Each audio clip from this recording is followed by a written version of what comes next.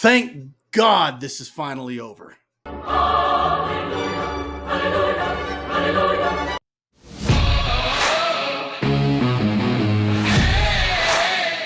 Welcome everyone to Was It Good? My name is Bob, and after 7 long weeks, we are finally at the season finale for The Acolyte, which means we do not have to talk about it again.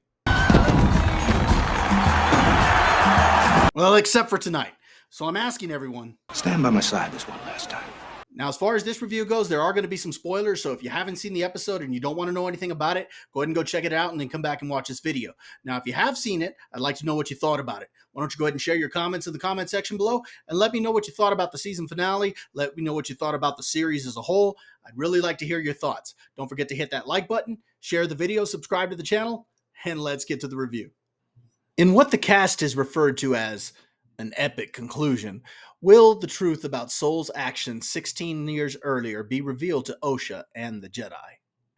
To say that I haven't been impressed with the first 7 episodes would be an understatement. I found them to be extremely boring as well as lore-breaking and extremely bad as far as acting, dialogue, and story goes. But hey, maybe they can stick the landing.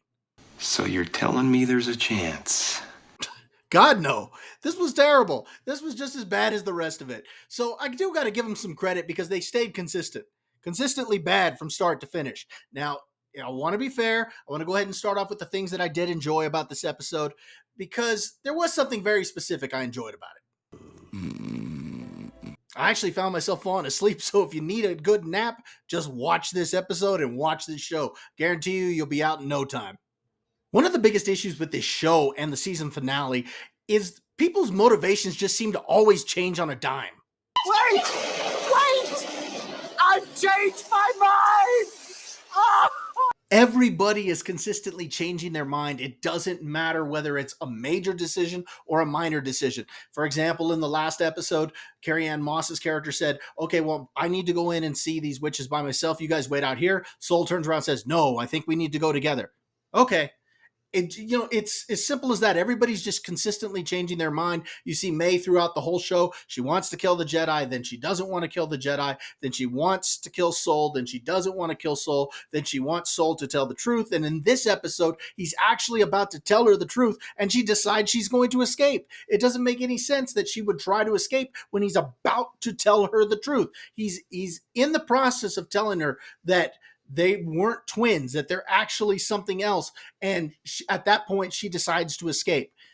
Heck, even that stupid beaver turns around and can't even make a decision because we know that he helped alert Soul and he helped attack May in an earlier episode, but yet he helps her escape in this one by shutting the ship down so Soul can't chase after her. And then he's at the end of the episode, he's leading the Jedi to find May and Osha. It just makes no sense. Characters can't seem to decide what to do in this show.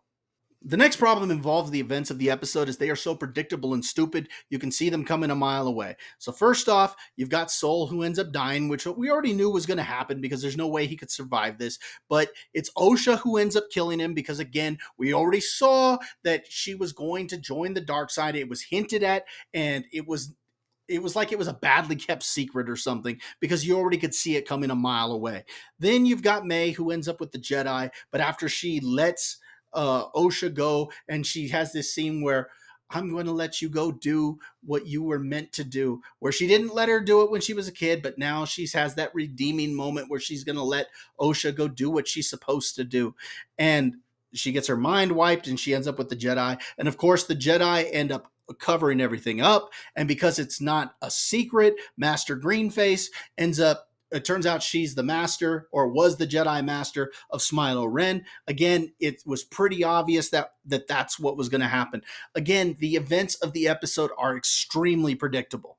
The next problem is that they introduce a couple of ideas that can be very lore-breaking if they get a season 2. So you find out that Darth Plagueis is probably the master for Smilo Ren, and he's lurking in the background. And if that is in fact the case, then that means he got the idea of creating life through the Force from the twins.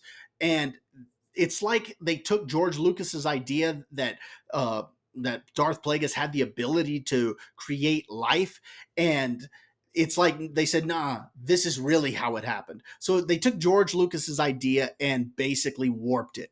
Then at the end of the episode, you see Yoda there as Master Greenface comes up to him and says, I've got something to tell you. And it's hinting that she's going to come clean with everything that happened. That would mean that Yoda has been lying for 100 years or just hasn't said anything to the council about the Sith being around or the Vergence in the Force or anything like that. And that's a really big leap to take for somebody to believe that Yoda didn't say anything.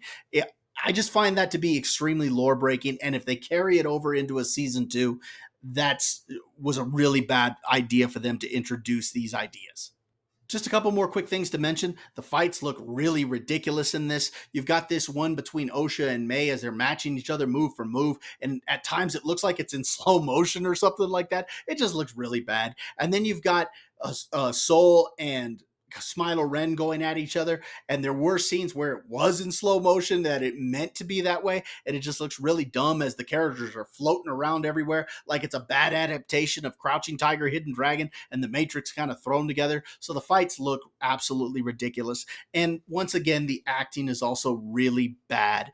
It's been bad through the whole show, but the season finale just kind of brought that home as the acting once again was really bad. Now, I'm asking this for the show as a whole, not just for the season finale. Was it good? This show was absolute trash. It started as trash and it finished as trash. It was badly acted, directed, edited, designed, written, you name it, it was badly done. I thought this show was going to be a train wreck, but it exceeded my expectations for how bad that it could be. It is disrespectful to Star Wars, and it sucks that they actually put out this type of product. I can't imagine this getting to season 2, but you never know. Maybe they'll go ahead and do it. If they do, it'll be a shock to me. Now, if you're still watching this long, I'd like to thank you for joining me. Don't forget to hit that like button, share the video, subscribe to the channel, and we'll see you next review.